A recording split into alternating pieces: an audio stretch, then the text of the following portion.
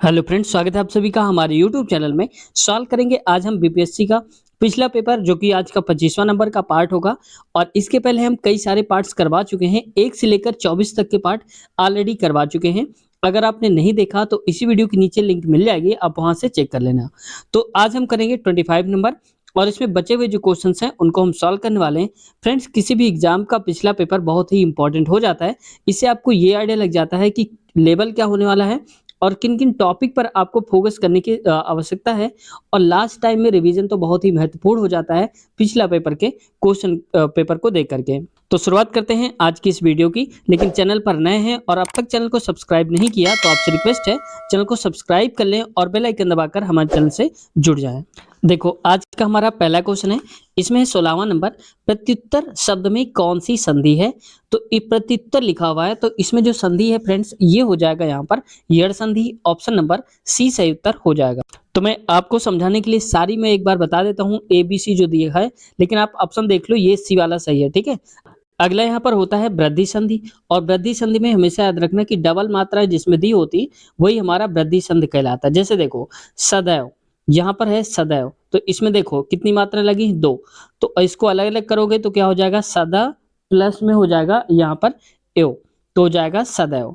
Double मात्राएं जहां भी लगी हो जिस शब्द में, समझ जाना कि वहां पर वृद्धि संधि की मात्रा दी गई है, वृद्धि संधि है। और एक एग्जाम्पल होता है इसका, जैसे कि जलौध होता है। जलौध समझते हो, जैसे जल और प्लस में यहाँ पर लिख देंगे ओद, तो हो जाएगा जल प्लस ओद।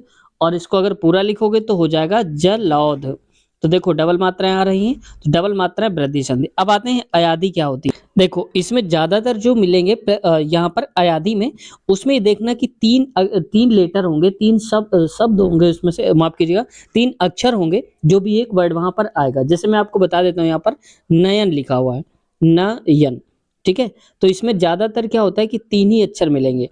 और इसको अगर अलग अलग करोगे तो क्या बन जाएगा, ने प्लस अन बन जाएगा नयन। ठीक है, तो पहली ट्रिक क्या हो गई अयादी की, कि यहाँ पर तीन यहाँ पर अक्षर होंगे और उनमें से जो भी अक्षर होगा, जैसे मैं लिख देता हूँ यहाँ पर नयन, उनके बीच में यानी कि बीच वाले जो शब्द होंगे, अक्षर होंगे, उनमें से निकालोगे तो क्या निकलेगा, अ निकलेगा, या तो अ निकलेगा, और या तो निकल सकता है अब ही निकल सकता है। तो ऐसे आप समझ जाना, अगर ये निकलता है नयन, नयन में क्या निकल अ निकल रहा है, तो ये समझ जाओ कि कौन सा है, अयादी संधि है। और यड़ संधि की सबसे फास्ट ट्रिक है ये, कि जो यड़ संधि होती है उसमें कोई ना कोई अधूरा शब्द दिया रहता है। जैसे अधता दे दिया, अधधा दे दिया, ऐसे करके दिया होता है। ठीक है, और ये जो अधूरा अक्षर होगा, ये किसके साथ लगा होगा, या तो या के साथ लगा होगा, या तो व के लगा होगा, या तो रा के साथ लगा होगा अधूरा। जैसे मान लो मैं यहाँ पर लिख देता हूँ स्वागत, तो यहाँ पर हो गया स्वागत। तो देखो किसके साथ लगा है, आधा व के साथ। तो हमने क्या बताया, या व और रा, इनके साथ कोई ना कोई अधूरा होगा अक्षर। तो देखो यहाँ पर ये अक्षर अधूरा है, तो ये हो जाएगा यड़ संधि। समझ गए, पहली ट्रिक अधूरा अक्षर मिलेगा, दूसरी ट्रिक किसमें मिलेगा, या व रा के साथ लगा मिलेगा, यड़ संधि होती है। तो मैंने आपको तीनों बता दिए। अब आप समझ गए होंगे यहाँ पर कि प्रत्युत्तर के हिसाब से क्या होना चाहिए था, यड़ संधि, ऑप्शन नंबर सी। अगला क्वेश्चन देखो, यहाँ पर दिया है नेक्स्ट 17 नंबर, मनोरंजन शब्द का संधि विच्छेद होगा। तो देखो कई बार ऐसा होता है कि हम डायरेक्ट लिख देते हैं और वो हमारा गलत हो जाता है। तो मनोरंजन का बताना है, तो मनोरंजन में होता है मनः, यानी कि यहाँ पर ये लगता है मनः, माफ कीजिएगा, मनः प्लस रंजन लिखता है, तो ये होता है मनः रंजन, और इसको हम बोलते हैं मनोरंजन। और हम गलत कर करके चले आते हैं, मनो प्लस रंजन सही करते हैं, जो कि गलत हो जाता है। तो मनः प्लस रंजन हो जाएगा, यहाँ पर हो जाएगा ऑप्शन ए सही उत्तर। अगला क्वेश्चन देखो, नेक्स्ट है हमारा 18 नंबर। और इसमें देखो क्या कहा जा रहा है, विराम चिन्ह को क्या कहते हैं। तो देखो यहाँ पर जनरल पार्ट जो होता है उसमें आपको याद रखना है कि विराम चिन्ह भी एक बार आपको याद कर लेना है। पहला तो हो गया कि संधि मैंने बता दिया आपको जो जो हो सकता था ऑप्शन के हिसाब से। अब चिन्ह भी आपको एक बार पढ़ लेना है, तो मैं आपको ये सारे ऑप्शन वाले चिन्ह भी बता दूंगा ताकि आपको ये याद हो जाए। दोबारा से अगर ये पूछे जाए तो आपको कोई मिस्टेक ना हो, आप आसानी से कर ले जाएं। तो देखो पहले इस क्वेश्चन को पढ़ते हैं और इसका उत्तर समझते हैं। विराम चिन्ह डैश को हम क्या कहते हैं, किस नाम से जानते हैं। तो ये जो चिन्ह लगा हुआ है इसको हम बोलते हैं अर्ध विराम के नाम से जानते हैं। ठीक है, अब देख लेते हैं कि अल्प विराम क्या होता है। अल्प विराम में क्या होता है कि यहाँ पर कॉमा लगा होता है ऐसे करके, वो होता है अल्पविराम। मैं इसको और थोड़ा सही से लिख देता हूँ। ये ऐसे करके कॉमा होता है। अर्धविराम तो आप समझ गए, यहाँ पर ऊपर बिंदी होती है, नीचे की तरफ कॉमा जैसा होता है। और योजक चिन्ह तो जानते हैं, योजक मतलब कि डैश ऐसे करके। तो ये समझ गए आप तीनों का मतलब। अल्प विराम मतलब कॉमा, और यहाँ पर फुल स्टॉप प्लस कॉमा नीचे दिया हो, और योजक चिन्ह डैश। तो इसका सही आंसर क्या हो जाएगा आप बताओ जरा। तो इसका ऑप्शन नंबर हमने बता दिया आपको, ऑप्शन नंबर अर्धविराम बी हो जाएगा। अगला क्वेश्चन देखो, 19वां नंबर का क्वेश्चन। 19वां नंबर क्वेश्चन पे कहा जा रहा है, हिंदी शब्दकोश में निम्नलिखित में से कौन सा शब्द सबसे पहले आता है ये बताना है। तो इसमें देखो सबसे पहले फ्रेंड्स आता है शिष्टाचार, तो ऑप्शन नंबर ए इसका सही उत्तर हो जाएगा। ये क्वेश्चन मेरी समझ में ज्यादा तो नहीं आया है, अगर आपको ये लगता है इसके हिसाब से, अगर आप कुछ जानते हैं इस क्वेश्चन के बारे में तो आप जरूर बताएंगे एक बार, और उसको हम पढ़ने के प्रयास करेंगे कमेंट सेक्शन में। ठीक है, तो इसका सही उत्तर हो जाएगा ऑप्शन नंबर ए। अब देखते हैं आज का 20वां नंबर और 20 नंबर का जो क्वेश्चन है, इसको मैं थोड़ा बड़ा कर देता हूं आपके लिए। यहाँ पर अब कह रहा है कि ब्यास शब्द का विलोम क्या है। जो ब्यास है इसका विलोम क्या हो जाएगा, समास। ये कई बार पूछा गया है, जो यूपी टेट हुआ था उसमें भी पूछा गया था, और यहाँ पर देखो बीपीएससी टीआरई में तो पूछ लिए गए हैं। तो ये टीचिंग एग्जाम में खासकर ये क्वेश्चंस पूछे जाते हैं, जैसे उज्जवल सही शुद्ध रूप क्या होता है ऐसे भी लिखने को आता है, वैसे ही ब्यास जो है ये आता है। जैसे कवि, जहाँ पर कवि का कवित्री पूछा जाता है, कवित्री कौन सा सही है तो कई बार लिखकर बताया जाता है। तो ऐसे भी ये क्वेश्चन कुछ होते हैं जो फिक्स होते हैं, वैसे ही ब्यास का पूछा गया है कई बार, तो ब्यास का हो जाएगा समास सही उत्तर। अगला क्वेश्चन में आते हैं, 21 नंबर का क्वेश्चन है। तो देखो 21 नंबर का क्वेश्चन है, इसमें कहा जा रहा है 21 नंबर क्वेश्चन पे थोड़ा छोटा करता हूँ। इसमें कह रहा है कि हिंदी में प्रचलित विदेशी भाषा और उसके शब्द का कौन सा युग्म सही नहीं है। अब देखो कई बार ऐसा होता है कि शब्द दिया है और ये कहाँ से आया है, कौन सी भाषा से, वो भी देख रखा है। तो इसमें से देखो अरबी से क्या बना है, अदब। तो अदब शब्द बना है अरबी से, बात सही है, लेकिन हमें बताना है गलत वाला। तो यहाँ पर तुर्की देखो, जो तुर्की है वो अमरूद शब्द से नहीं बना हुआ है, तो ये गलत हो जाएगा। और फारसी यानी कि जो आज़ादी, माफ कीजिएगा, जो अमरूद शब्द है वो तुर्की है, ये गलत है। और आज़ादी है ये फारसी, ये बात सही है, हमें गलत बताना है। तो ऑप्शन नंबर हो जाएगा बी वाला सही हो जाएगा, ऑप्शन बी करेक्ट। अगला देखते हैं नेक्स्ट क्वेश्चन 22 नंबर। इस पे कहा जा रहा है 22 नंबर का क्वेश्चन का कि मगही किस उपभाषा की बोली है। जो मगही भाषा है वो कौन सी उपभाषा है, किसकी है। तो ये हो जाएगा सही उत्तर इसका बिहारी है, तो ऑप्शन ए सही उत्तर हो जाएगा। बिहारी से आप जानते होंगे यहाँ पर कि मुजफ्फरपुर जो जिला है वो किसके उत्पादन के लिए प्रसिद्ध है। अगर आपको आता है तो एक बार प्रयास करें बताने का, देखते हैं कितने लोगों का जवाब सही आता है। यानी कि मुजफ्फरपुर जो जिला है बिहार का, वो किस चीज के उत्पादन के लिए सबसे ज्यादा जाना जाता है। ठीक है, अगला क्वेश्चन देखो 23 नंबर पे आते हैं। अब 23 नंबर का क्वेश्चन है और इसमें कहा जा रहा है 23 नंबर क्वेश्चन पे, पाठक के भाव बोध को सरल और सुबोध बनाने के लिए डैश का प्रयोग होता है। इस वाक्य में रिक्त स्थान के लिए उचित शब्द क्या होगा। देखो ये पूरा सेंटेंस देख रखा है और यहाँ पर उचित हमें शब्द भरना है जो कि सही बना दे इस पूरे सेंटेंस को। तो यहाँ पर इसका सही उत्तर हो जाएगा ऑप्शन सी विराम चिन्ह। यानी कि जब हम विराम चिन्ह लगाते हैं तो उसका अर्थ आसान हो जाता है और सरल हो जाता है। जैसे देखो यहाँ पर कई बार क्या होता है कि जैसे कहते हैं रोको मत जाने दो, मैं इसको लिख देता हूँ साफ साफ, ये इसका आंसर सही समझ गए आप, इसका ऑप्शन नंबर सी हो जाएगा। ठीक है, मैं एक आपको बताता हूँ एग्जाम्पल के तौर पर। जैसे देखो कहते हैं रोको मत, पूरा लिख देता हूँ, रोको मत जाने दो।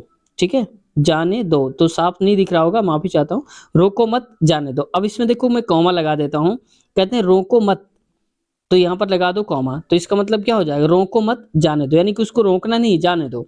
अब इसी कॉमा के को उठाकर अगर हम ये कह दें यहाँ पर रोको के बाद लगा दें तो क्या हो जाएगा, रोको मत जाने दो। अब अलग हो गया पूरा का पूरा सेंटेंस, रोको मत जाने दो यानी कि उसको रोक लो, मत जाने दो। तो कॉमा का खेल होता है पूरा पूरा, इसका अर्थ हो जाता है। तो वही कह रहा है कि जो विराम चिन्ह होता है ये उसका सरल और सुबोध बना देता है किसी भी वाक्य को। अगला क्वेश्चन देखो 24 नंबर क्वेश्चन है और 24 नंबर क्वेश्चन पे कहा जा रहा है कौन सा विकल्प विराम चिन्ह का भेद नहीं है। अब देखो यहाँ पर कहा जा रहा है कि विराम चिन्ह का एक टाइप है और वो कौन सा टाइप है जो कि नहीं होता है, लेकिन यहाँ पर दिया गया है बना करके। तो इसके हिसाब से देखो यहाँ पर अगर ध्यान से देखोगे तो ये हो जाएगा तो यहाँ पर विराम चिन्ह का भेद नहीं है। तो देखो अर्ध विराम तो होता है, लेकिन मध्य विराम कुछ नहीं होता है, अंत्य विराम कुछ नहीं होता। तो ऑप्शन ए। अब क्या कह रहे हैं यहाँ पर, भेद नहीं है। तो नहीं है का मतलब क्या हो गया, ये भी नहीं है और ये भी नहीं है। तो एक से ज्यादा सही आंसर होता है, तो हम कहते हैं ऑप्शन नंबर डी सही है। उपरयुक्त में से एक से अधिक हो जाएगा, ऑप्शन डी राइट उत्तर हो जाएगा इसका 24 नंबर का। अगला क्वेश्चन देखो, क्वेश्चन ये कौन सा घुमाने की कोशिश करी है, कह रहा है कि कौन सा हजारी प्रसाद द्विवेदी का निबंध नहीं है। इसका मतलब कि आपको कई सारे निबंध उनके पता होना चाहिए, तभी आप कर पाएंगे। अगर आपने सिर्फ ये याद करा है कि अशोक के फूल, हजारी प्रसाद द्विवेदी, तो बाकी वाले में आप फंस सकते हैं। तो इस वजह से यहाँ पर घुमा करके नहीं शब्द बना दिया है और कठिन कर दिया इस क्वेश्चन को। तो अब पढ़ते हैं, हजारी प्रसाद द्विवेदी का कौन सा इनमें से निबंध नहीं है। तो इसका सही उत्तर हो जाएगा मजदूरी और प्रेम, ऑप्शन नंबर बी सही उत्तर इसका हो जाएगा। ये जो है ये हजारी प्रसाद द्विवेदी का नहीं है, जबकि अशोक के फूल और कुटीज ये दोनों हजारी प्रसाद द्विवेदी द्वारा रचित है। अब देखो कई बार ऐसा पूछ लिया जा सकता है कि हजारी प्रसाद द्विवेदी का निबंध, तो ये भी है और ये भी याद रखना अगली बार के लिए। अगला क्वेश्चन देखो 26 नंबर का। इसमें कहा जा रहा है 26 नंबर पे, उपन्यास और उपन्यासकार का कौन सा युग्म सही नहीं है। मतलब देखो यहाँ उपन्यास दिया है और लेखक दिया है कि किसने लिखा हुआ है, उसका नाम दिया है, और कोई गलत मैचिंग है, यानी कि इन्होंने नहीं लिखा, दूसरा नाम लिखा है। इसको देखते हैं कौन सा है। तो देखो इसके आधार पर अगर देखोगे तो जुलूस जो है ये फणीश्वर नाथ रेणु लिखा है, ये बात बिल्कुल सही कही जा रही है।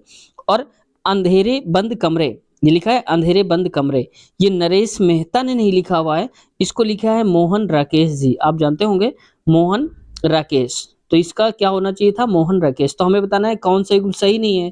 तो ये वाला तो गलत ही हो गया, हमें गलत वाला बताना है। अगला देख लेते हैं, नई पौध जो है ये नई पौध कमलेश्वर जी द्वारा दिया है, लेकिन ये गलत है। कमलेश्वर नहीं लिखा है, नई पौध नागार्जुन ने लिखा हुआ है। किसने, नागार्जुन जी ने लिखा हुआ है, ये याद रखना है। तो देखो दो गलत हो गए, बी और सी। जब दो गलत होते हैं तो हमें गलत बताना था, सही नहीं मतलब गलत ही। तो बी और सी जब ऐसा होता है तो हम कहते हैं ऊपर्युक्त में से एक से अधिक, ऑप्शन नंबर डी सही उत्तर हो जाएगा। अगला क्वेश्चन देखो 27 नंबर का क्वेश्चन है, और इसमें कहा जा रहा है 27 नंबर पे, वह शब्द शक्ति जिसके द्वारा सीधे कथन, साक्षात, सांकेतिक या मुख्य अर्थ ज्ञान होता है, उसे हम क्या कहते हैं और किस नाम से हम उसको जानते हैं। तो ये बोलते हैं अभिधा। तो ऑप्शन नंबर ए सही उत्तर इसका हो जाएगा, अभिधा नाम से हम जानते हैं। अगला है देखो 28। अगला है कि ध्वनि सिद्धांत के प्रतिपादक आचार्य हैं, तो कौन है इसके, सही उत्तर है इसका आनंदवर्धन, ऑप्शन बी करेक्ट उत्तर हो जाएगा ध्वनि सिद्धांत। अगला क्वेश्चन है 29 नंबर का, इसको मैं थोड़ा सा पहले छोटा करूंगा। इसमें कहा जा रहा है कि निम्नलिखित कथनों, स्थापना और तर्क ब पर विचार कीजिए और नीचे दिए गए कूट से सही विकल्प का चयन करना है। अब पढ़ते हैं स्टेटमेंट को। तो कह रहा है स्थापना आ, कला का उदय जीवन से है, यानी कि कला का उदय जीवन से है, ठीक है। अगला कहा जा रहा है तर्क क्या दिया गया है, कला जीवन को जीने योग्य बनाकर उसे ऊंचा उठाती है, इसलिए बोला गया है कि जो कला है इसका उदय जीवन से है, तो जीवन उजागर होता है कला की वजह से। तो यहाँ पर कला जीवन को जीने योग्य बनाकर उसे ऊंचा उठाती है, ऊपर उठाती है। तो ये बात भी सही है और ये बात भी सही है, यानी कि स्थापना भी सही दी गई है और तर्क भी सही दिया गया है। तो अब देखो ऑप्शन में क्या दिया था, यहाँ पर दिया हुआ है आ सही है, ब गलत है, तो ये तो गलत ही हो जाएगा। अ और ब दोनों सही हैं, तो यहाँ पर देखो ये बात सही कही जा रही है, ऑप्शन नंबर बी, यानी कि आ और बा दोनों सही हैं, जबकि आ गलत है तो गलत नहीं है, ऑप्शन बी सही उत्तर इसका हो जाएगा। अगला क्वेश्चन और आज का लास्ट देखते हैं 30 नंबर का, और इसमें भी देखो घुमाने की कोशिश करी गई है। अब क्या बोला जा रहा है, इसमें सेम क्वेश्चन है, निम्नलिखित कथनों, स्थापना आ और तर्क ब पर विचार कीजिए और नीचे दिए गए कोड से सही विकल्प का चयन कीजिए। तो इसमें से चयन करना है। तो स्थापना में क्या करें, राष्ट्रीयता एक पुनीत भावना है, ये कहा जा रहा है। तो देखो इसमें कह रहा है राष्ट्रीयता एक पुनीत भावना है, सही है। तर्क क्या दिया है, परिवर्तनशीलता कभी भी सृष्टि का शाश्वत नियम नहीं रहा है, तो ये गलत है, इसका तर्क नहीं बन रहा है, तो ऑप्शन केवल आ सही हो जाएगा। अब आते हैं ऑप्शन के आधार पर कौन सा सही होना चाहिए था। तो यहाँ पर देखो लिखा हुआ है आ गलत है और बा सही है, जबकि यहाँ पर ऐसा नहीं होना चाहिए, उल्टा दे के रखा है। आ और बा दोनों गलत है, ऐसा है ही नहीं। आ सही है और बा गलत है, ये बात सही है, क्योंकि देखो ये वाला जो दिया गया है स्थापना, ये तो सही है लेकिन ये गलत है। तो आ सही है, बी गलत, यानी कि ऑप्शन नंबर हो जाएगा सी वाला। तो फ्रेंड्स ये सारे के सारे क्वेश्चन, ये पूरा जो क्वेश्चन पेपर है हो गया पूरी तरीके से, उर्दू था यहाँ पर, बाकी मैं दिखा देता हूँ। ये सारे जो क्वेश्चंस थे मैंने करवा दिए हैं आपको। आप देखो ये सारे क्वेश्चन जो आप देख पा रहे होंगे सारे के सारे ऑलरेडी पिछले पार्ट में करवा दिए हैं। तो अगर आपने पिछले पार्ट्स नहीं देखे हैं तो इसी वीडियो के नीचे आपको लिंक मिल जाएगी, आप वहां से देख लेना और इन सारे पार्ट्स को कंप्लीट कर सकते हैं, इस सारे क्वेश्चन को देख सकते हैं। फ्रेंड्स इससे पहले हमने 1.0 और 2.0 के भी क्वेश्चंस करवा दिए हैं सारे के सारे। अगर आपने नहीं देखे हैं तो हमारे चैनल के प्लेलिस्ट में जाएंगे, वहां पर हमने अलग प्लेलिस्ट बना रखी है। तो वहां पर लिखा हुआ बिहार शिक्षक पिछला पेपर, तो वहां पर सारे पेपर मिल जाएंगे आपको जितने अब तक बीपीएससी टीआरई में हुए हैं, बिहार शिक्षक भर्ती में जितने पेपर हुए हैं 1.0 2.0 के और 3.0 के जो भी पेपर होंगे आगे उनको भी हम करवाएंगे, 4.0 वाले भी हम करवाएंगे। यानी कि पिछले पेपर अगर आपको चाहिए बीपीएससी के तो आप बिल्कुल सही जगह पर हैं। तो चैनल को सब्सक्राइब कर लीजिए और बेल आइकन दबाकर हमारे चैनल से जुड़ जाएं ताकि ऐसे ही लेटेस्ट इन्फॉर्मेशन और ऐसी ही वीडियोस आप तक पहुंचती रहें और आप अपडेट होते रहें। तो फ्रेंड्स हिंदी की कुछ वीडियो जैसे मैंने बताया था संधि पहचानने का जो नियम होता है कुछ तो बता दिए, लेकिन अगर और ट्रिकी फास्ट जानना चाहते हैं संधि के बारे में और समास के बारे में तो उसकी भी ट्रिक बना दी है। तो इसी वीडियो के नीचे आप चेक कर लेना, लिंक मिल जाएगी, आप वहां से हिंदी की क्लासेस आसानी से देख सकते हैं। मैथ की वीडियोस देखना चाहते हैं तो भी आप एक बार चेक कर लेना, यहाँ पर लिंक मिल जाएगी। या प्लेलिस्ट में आप जाएंगे तो मैथ की अलग प्लेलिस्ट मिलेगी, जीएस जीके की अलग मिलेगी, बिहार स्पेशल की अलग मिलेगी। तो आप जो भी पसंद हो आप अपने हिसाब से देख लेना। तो उम्मीद करता हूं कि चैनल आपको पसंद आया होगा। कुछ कहना चाहते हैं, कोई समस्या है या कुछ पूछना चाहते हैं या कुछ सुझाव देना चाहते हैं तो कमेंट सेक्शन में आप दे सकते हैं, आपकी बात पर जरूर हम गौर करेंगे। और हाँ, आप कहाँ से वीडियो देख रहे हैं मैंने बोला था, कुछ लोगों ने बताया भी था, तो आप किस जगह से वीडियो देख रहे हैं जरूर एक बार बताएंगे कि आप सब लोग कहाँ कहाँ से बिलोंग करते हैं। मिलते हैं नए वीडियो में, अपना ख्याल रखिए, टेक केयर, बाय बाय।